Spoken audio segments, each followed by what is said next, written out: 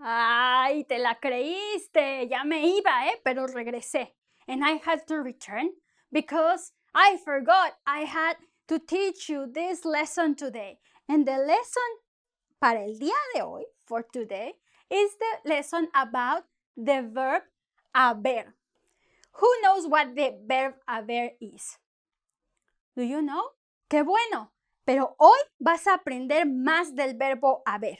Today you're going to learn more if you already know a little bit, and if you don't know, this lesson will give you a really rich overview of the verb haber. Why do you need a lesson about the overview of the verb haber? Bueno, es que el verbo haber es muy importante. Y es muy importante porque el verbo haber es el principal verbo auxiliar. Is the main auxiliary verb in Spanish, which means you're going to have to learn this verb in order to make the complex tenses, de pretérito perfecto, de pasado perfecto, de pluscuamperfecto, right? For example, you use in English the verb have as an auxiliary verb, right?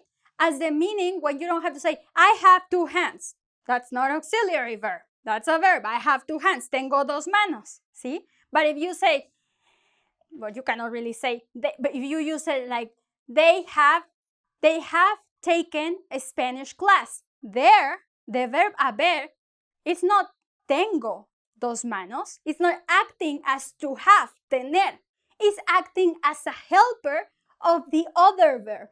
It's helping the next verb. It's helping him or her, the verb, however we want to go, it's helping it make a different meaning, a different tense.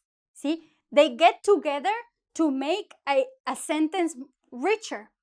So the verb haber is very important because with the verb haber, we're going to learn more complex tenses. So we'll know the present and the pretérito, pasado, right? And the imperfecto, great. But if you want to go beyond that, you need the verb haber in your head, right there, like stuck in your head. See? The other reason why this verb is important is because this verb on its own doesn't have a lot of work. This verb on its own is very dry. It's not a verb that can do much on its own. It always needs something else, either a verb or a different type of tense, a different type of structure. On its own, it's not like, for example, say, I have a marker, I have two hands, I have eyes, which give you a lot of meaning. If I say, tengo dos manos, tengo un plumón, tengo dos ojos, you understand, right? But if I say, yo he, tú has, él ha, if you say, I have, you know you have something, a belonging. It gives you a little bit more meat to work with, right? I have. Oh, what do you have? Oh, I have two hands, etc. But if I say, yo he, tú has, él ha, we need something else. So in this lesson, we're going to see all the different phases of the verb haber. As auxiliary verb, as a main verb, as an impersonal verb, and also as a friend of the verb to have, tener. Because sometimes you have problems with haber or tener que. And you say, Ana, make a lesson about haber and tener que. And I say, why? And I know why. It's because in a lot of your books, it can be replaceable. But you will see in my lesson that rarely happens. Okay? So let's start to make it not too complicated because haber, as I said, has many phases. So because it has many phases, we have to approach them in a different way with each of its phase. See, we have to be careful with the verb haber. Vamos a empezar para decir. Let's start with saying. El verbo haber es un verbo auxiliar. It's an auxiliary verb. So what can we make with this information? Bueno, yeah, that we need the verb haber and we need another verb. What verb? The past participle of any verb. For example, watch. El pasado participio de watch es visto. El presente es ver, ¿no? Ver es el infinitivo, ver. El participio, you may want to watch my lesson about participio, is he visto, ¿no? He visto. You can say, I have read, he leído. When we put the verbo haber plus the past participle, we are making the pretérito perfecto en español. And your equivalent is the present perfect in inglés. They have read, they have watched Star Wars. They have read the book. See? You are using there to have as an auxiliary verb. I am using in Spanish haber instead of to have as an auxiliary verb. See? So we have I have had 5 dogs. He tenido. I have had 5 dogs. He tenido 2 perros. Listen to this. I have had. You're using have as an auxiliary verb and had as the main verb, right? Interestingly, in Spanish, we're going to use the auxiliary verb haber and the past participle of tener, which is tenido. He tenido 2 perros. El presente del verbo haber es, repite después de mí. Yo he, tú has, usted, formal, ha, ella ha, él ha, nosotros hemos, nosotros hemos. En España, solo en España, dicen vosotros habéis. Y ellos pronuncian la S pues con mucho gusto y dicen vosotros habéis. Pero si no vives en España, no lo necesitas porque en América usamos ustedes. Because in America we use ustedes instead of vosotros. Ustedes, han. Ellas, han.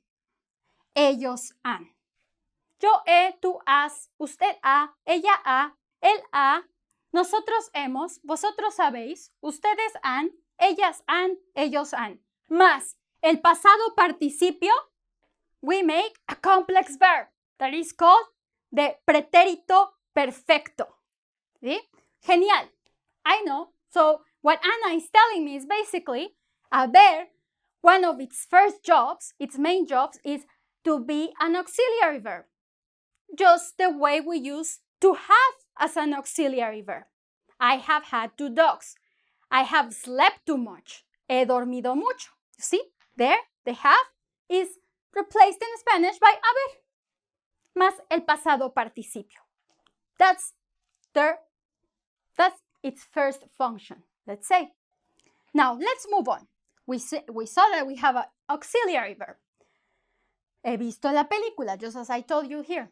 Ahora, in its origin, haber comes from the Latin habere, written like this, habere. Why am I saying this? Because I'm going to give you a history lesson? No. The reason I'm saying this is because this was the Latin word they used in the past. And it meant, guess what it meant? What was its meaning?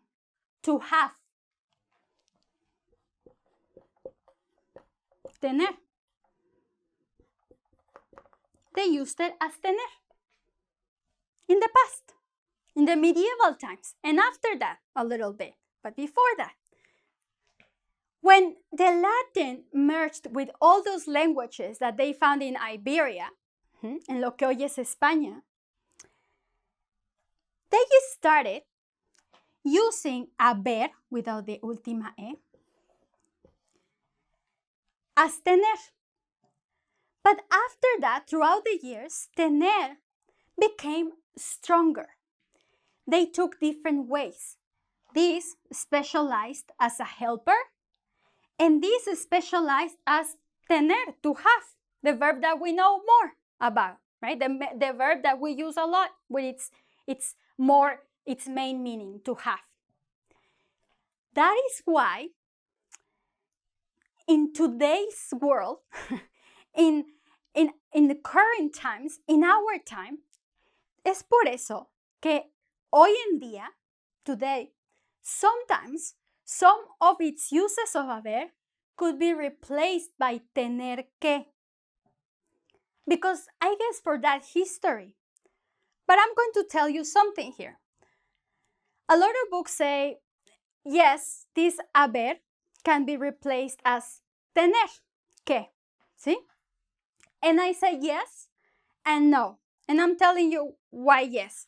Yes is because if you see it written on a book, you have to know it means tener, like to have an obligation. So if you see, for example, the sentence, he de salir a tiempo. He de salir a tiempo. Not only it sounds a bit strange, right? He de salir a tiempo. I sound like, I don't know, maybe I work at a soap opera, right? It's a very awkward way to say it. You might find it in some books. You might find it in some materials. You might even find it in your Spanish book. But what you have to know is that you really don't have to say it because it's not colloquial. I have problems with that word in English, though it's the same in Spanish, coloquial. It is not an everyday use of that. That sentence could be said in much more practical ways. We'll hear it more. We'll hear the same meaning, right? With other verbs, with tener que, por ejemplo. But he de salir temprano, what it's telling you, I couldn't even really translate it in English, you know. Here I gave you some translations into English, but I couldn't do it here because it's something like, he de salir temprano is like, it's my obligation to leave early. I have to leave early. I am supposed to leave early. But none of these really convey the exact meaning of it. It's very archaic. Very archaic. We don't use it in oral speech these days, but we find it in books. For example, I read yesterday. I was reading I wrote libro, book, but actually it was a manual, a manual. And in the introduction said, this manual, ha de usarse, it's such a big way to say, must be used, has to be used, one must be used, supposed to be used, all that be in a little bit like snobbish way, with very archaic ways, as if I said, imagine I said in English like, I shan't do it. If I say I shan't do it, they'll say, yes, maybe it's correct, but maybe we wouldn't say it like that. It's something like that, right? Yes, it replaces tener. Tengo que salir a tiempo. Tienes que salir a tiempo. It's replacing tener, but with such different lingo that it takes us out of our regular life. What I'm teaching you with my lessons is a Spanish that you can use, that you can use to talk to people. Unless you're a PhD in philology, I don't find many uses for this. Now, yes, you have to learn it. Why? Because some writers use it. And in some uses, there are many possibilities, like the meanings are really wonderful. You just have to know that maybe if they use tener que, they would have made it a bit more like a lower class. Do you understand? Like, this is a very snob way to say it. really. It's a very high class, I don't know, posh class, something like that. Why am I saying posh? There's a student who is from England and he told me about posh and all that. So it's something like that. Ahora, I'm not going to touch one of the uses of this, but I'm going to leave it here because before I finish the lesson, I'm going to tell you something about this construction that might be useful for you and doesn't have really to do with the verb tener que, okay? But we have to go through these uses and then we'll go about the topic I wanted to touch here. That is important, que es importante. Entonces, seguimos. Okay, due to history and all the origin of this verb was used also as tener. And throughout the years, we kept using it as tener. Though Ana says that if you say he de salir temprano, and if I write tengo que salir temprano, a normal person will say this. I have to leave early. Tengo que salir temprano. I have to leave early. He de salir temprano. It's like you're a poet and you're writing verse maybe. So you have to say he de salir temprano. Bajo el sol y la luna and all that. But if you say tengo que salir temprano, you're not a poet or anything like that. You're more like a normal person that is trying to say I have to leave early. ¿Ok? ¿Estamos? ¿Entendiste? Ahí vamos, más o menos. Ok, muy bien. Seguimos. Tienes que salir temprano. You have to leave early. You have to leave early. It's your obligation. You're supposed to. Tienes que salir temprano. It's an obligation. And if I say, obviously I'm saying here tú tienes, right? Tú tienes. I'm not saying tú because the verb implies it's tú. Y con tú tenemos has. Has de salir temprano. Ana is becoming a poet. He's getting all these crazy has de salir temprano. We don't have to say it that way. You can just say tienes que salir temprano. It's your obligation. One of the main differences too is that this tengo que, tienes que, tenemos que, etc. It's more vivid, more lucid. It's like it implies a little bit of responsibility. Whereas here, it has a little bit of impersonality, right? He de salir temprano. It just feels so artificial. And it feels like the obligation of leaving early comes from the forces of the universe, something like that. Because tener que is just so precise, so direct. I have to leave early, which out too much blabbering that I'm doing, right? So yes, instead of this, I suggest you use this because the meaning is the same and you are saying it in a more normal way, okay? So don't worry too much about it. You just have to keep in your head that this, he de, has de, hemos de, could be replaced by tienes que, tenemos que, tienen que, lo demás, etc. Todos los demás. Okay, so now we know that this and this versus this is, let's say, better.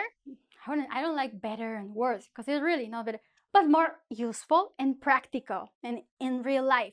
So a lot of your books that give you like all these lessons about he de salir, he de estudiar, really, like, do you think I'm going to benefit a lot from doing a lot of lessons about shan't if I'm not going to use shan't? But yes, I might have to recognize shan't when I read it and know what it is, but that doesn't mean that I'm going to speak like that. I shan't do it. All that, right? So you have to know it, but this is probably a more useful structure, right? Instead of haber de, instead of this construction, haber de, más infinitivo, tienes que, No big deal. Same thing. And if your teacher is like, no, but send them to me. And we have a discussion about why yes and why not, right? Because it's so difficult sometimes to convince your teacher, like, yes, well, that's important, but I don't have to learn it and make like dozens and dozens of exercises about as de and de. Nobody uses it. Ahora, we have checked this, the auxiliary verb, what you call it, perífrasis verbal. It doesn't matter. That means like we're having tengo que salir. We're using two verbs. Tengo que salir. He de salir. We're using two verbs, right? Ahora, one of the other jobs of the verb haber is its impersonal job. I wrote it here. You see, I. And what is I? I is richer than you think. And it comes from the verb haber. Somehow it became like that, I. And I is used to say, for example, hay que salir temprano. Now, many of your books are going to tell you that this is the same, that it's an obligation. It is convenient to leave early. We're supposed to leave early. It's necessary to leave early. See, with those books that say that, I disagree. The reason is, hay que salir a tiempo. It's more a force. Hay que salir a tiempo is like when you're saying, let's leave early. Hay que comer temprano. Let's eat early. Hay que limpiar. Let's clean. Now you're going to tell me, but let's is vamos. Let's is vamos. So why are you telling me, Ana, that hay que is like vamos? Because if you think about the meaning of the sentence and what it conveys, it's equivalent to that. Yes, you're saying it is necessary to leave early. Oh, you're saying all those things, but at the end of the day, what you are doing with hay que, it's making the action of salir, right? This is the main verb. Making the action of salir something to be like a team. Hay que, you're inviting others to do something, to do what the main verb is telling you. You can say it is necessary, it's obligatory, one must, and all those big words that it say. The reality is, hay que, it's more like let's eat together. Hay que comer juntos. You can say vamos a comer juntos, but hay que comer juntos is that impersonal way of saying all together, like, let's do it. The people who you are talking to, the people who you are inviting, the people who are listening to you, or the person, it could be another person only. So give me an example. For example, let's clean this room. Hay que limpiar esto. It's like an obligation that is not coming from, like, for you, like, voy a limpiar, I'm going to clean, right? Or vamos a limpiar, or why don't we clean? ¿Por qué no limpiamos? Hay que limpiar. It's something like, let's clean this room because it's dirty. So the people who are listening to you is like, hay que limpiar este cuarto, ¿no? Hay que limpiar este salón porque está muy sucio. Hay que is like, let's, whatever else the main verb is telling you. Now, that is one of the ways to say hay que. But hay que is also when you equivalent to what you say there is and there are. For example, hay una persona parada en la esquina. There is a person standing at the corner. I saw it. I saw her. Hay una persona parada en la esquina. Vamos a escribirlo aquí. Hay una persona, person, parada, standing, ¿ok? Hay una persona parada. There is a person standing on the corner. Doesn't matter. There is a person. Hay una persona.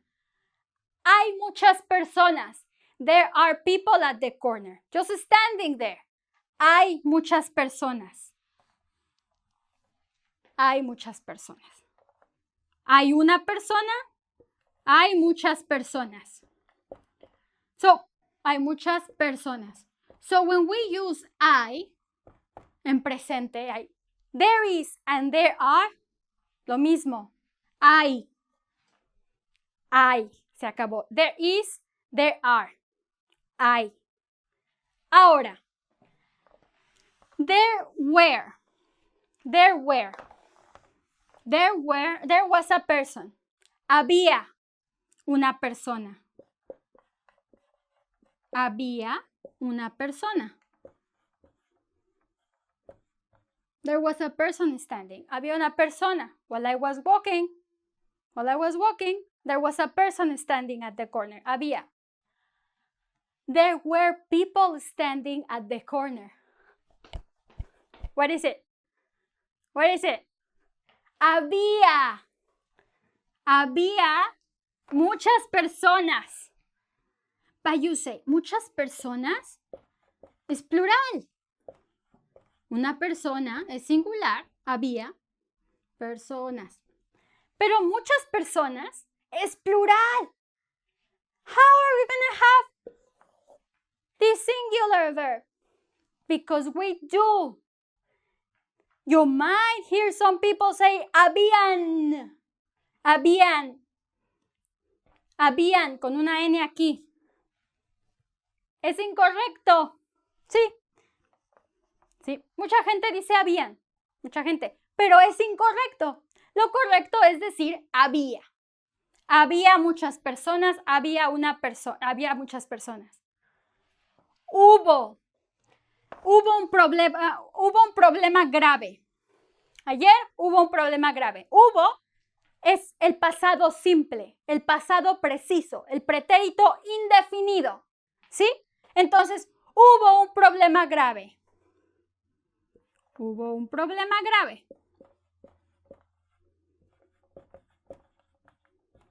Grave. It's like a grave problem. There was a grave problem. Yesterday. So it's precise. Ayer hubo un problema grave. Ayer hubo muchos problemas graves. Hubo muchos problemas. Entonces aquí tenemos más plural. Muchos problemas. Problemas graves. Pero problemas graves, los dos son plurales, pero hubo el pretérito indefinido, el pasado simple de haber, ¿sí? Es hubo. Hubo problemas graves. Singular. Singular. ¿Ok? ¿Estamos? ¿Más? ¿Entiendes? ¿Me estás siguiendo? You're following me? Or did you get lost throughout the class? Bueno. Now, that's what we saw about I. See? Now, I saw here, I forgot to tell you something. And this is important because I actually wrote it here. Ellos han tenido que salir. They had to leave. And ellos, obviamente, ellos por an. They had to leave. Para ellos es an. Ellos, they had to leave, que salir. Han tenido que salir. Sí. That use, though in some books that you might go through, they will show you this. That use is the use I told you here. Is the verb haber más el pasado participio del verbo. ¿Sí? Han tenido que ver la película. They had to. It was an obligation. It implies something like it was sudden. Oh, they had to leave early. ¿No?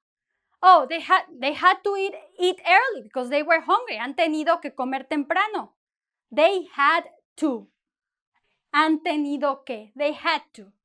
So, did you follow me? Haber is a very rich verb in the sense that it helps other verbs convey their whole meaning. Haber is just there to enhance the meaning of the main verb. It really is just helping it. So you have to learn it to know that haber is going to be followed by a past participle to make new tenses. Haber is going to be using other verbs and other prepositions like haber de. Haber, tenemos haber, el verbo haber, más pasado, le llamo Pepe, como José. You know José? Like the way they call people who are named José are Pepe. Entonces, haber más pasado participio, más Pepe, pasado participio, verbos que terminan en ado, ido, tos, ocho. Watch my lesson about that. Okay, haber, making more complex tenses. El pretérito perfecto, el pretérito pluscuamperfecto, all these tenses. I had eaten early. I have eaten well, etc. It makes more complex tenses. And haber is used as tener when you want to convey this archaic way. He de salir temprano. Han de salir, las estrellas, the stars, han de salir temprano. That poetic, very stuck up way of replacing tener. But if you want to be a normal person with regular dialogues, with not too much soap opera, we're going to say tener que. So this is really, this replaceable thing is going to be really tener que. Yo tengo que comer. Tener más que, más verbo en infinitivo. ¿Cuál es el verbo en infinitivo? Los verbos que no están conjugados, the non-conjugated verbs, right? Verbo en infinitivo. Hablar, comer, tengo que salir, tengo que comer, tengo que hablar, tengo que vivir, I have to live. Speaking of that, in some books, like especially in some books that are like self-help book, they have some rules, right? And sometimes they use this type of tense to say, has de trabajar para vivir. You know, it's like, oh, okay. What they are saying in regular people's speech is, tengo que trabajar o tenemos que trabajar para vivir. But they are making it very archaic and old-fashioned and all like glossy, baroque, saying, has de trabajar para vivir. ¿Me entiendes? Entonces tenemos that it's replacing haber or tener, that it's really tener que más infinitivo. And then we have hay que salir. It's something like let's leave, let's eat, hay que comer. When you are making the obligation not so personal, but from like universal forces that are making you say this to the people who are around you and invite them to do the main verb's activity. ¿Sí? Instead of vamos a salir, we are going to, you say, let's clean. Vamos, hay que limpiar. Let's clean, hay que limpiar. Let's make something for, like, let's cook something. Hay que cocinar algo. ¿Sí? It's way more useful in that sense. And then, hay que, perfecto, más, ¿qué es esto? Verbo en infinitivo. What does it mean? Non-conjugated form. The non-conjugated forms end with ar, er, o ir. Hay que. Y hay, it's also there is and there were. Había, there was, no. Hay is there is and there are. Había is there was and there were. Hubo, if it's one thing that happened, precise thing, hubo, for singular and plural. ¿Te parece bien? And this use that I wrote here, it's really this use because it's the verb then haber and the past participle. So now you have an overview of the verb haber, and you know in what ways we're going to use it. You might be interested in following up with this topic with my other videos about the specific uses of them, especially hay que, because that is such a practical, useful way to use the verb haber. So not a lot of people know that I actually comes from haber because it just feels different. And the last thing before I leave is remember that as del verbo haber, tú has tenido fiebre, you have had fever, you've had fever, has tenido, es diferente a has. In America, we have a problem here, a spelling problem, because we pronounce it the same way, as y as. Pero este viene de hacer, and you can say, for example, it comes from a different verb. So, for example, when I tell my nephew, haz la tarea, do your homework, I'm giving him an order. Haz la tarea. If you hear that, you might be confused and think I'm using this one, but I am not. I'm using as. My friend Gabriel en Barcelona, él diría, por ejemplo, haz la tarea. Pero yo, en México, le voy a decir haz la tarea. Y es diferente, doesn't come from the verb haber, comes from the verb hacer. ¿Ok? ¿Estamos? Entonces, no hay que confundirse. No te confundas. Ahora, I hope you follow up with some of the topics that come from this lesson, from this overview of the verb haber. I hope this video was helpful. I hope I was able to show you some of the main uses of this verb, because it's important that you recognize all these uses of the verb haber. Though, as I told you, it's not a very fruitful way on its own. It does really make a difference when it gets together with other verbs and makes beautiful things and beautiful complex sentences. Muchas gracias por ver mi video. Espero verte pronto. I am very happy to see you too. Estoy muy contenta de verte. Muy contenta de verte. Me da gusto verte. Espero que estés muy bien. Please, if you haven't subscribed to my newsletter, do so. You can do it at butterflyspanish.com. Put your email, and so once in a while you will get my newsletter. And my newsletter is an article or an audio about a topic related to Spanish, either culture, language, or you name it. Many different topics that I think they are important for you to introduce yourself to the Spanish culture. The different Spanish culture. There's not only one, so many. Muy bien. Now, if you like my videos and you think they are making a difference in your learning, and if you can make a donation, I appreciate it, because your donation allows me to dedicate time and effort to make a lesson that I think is going to help you learn better and learn the way we speak Spanish and not get so stuck in many things that, though they are important, they are not crucial to start speaking Spanish. And that's what I want to focus on things that are going to make a difference in your learning, in your everyday learning, and in your communication with your friends. ¿Sí? Entonces, you can make a donation. Muchas gracias. If not, that's okay too. Muchas gracias por ver mis videos y nos vemos muy pronto, ¿eh? Cuídate mucho. Saludos.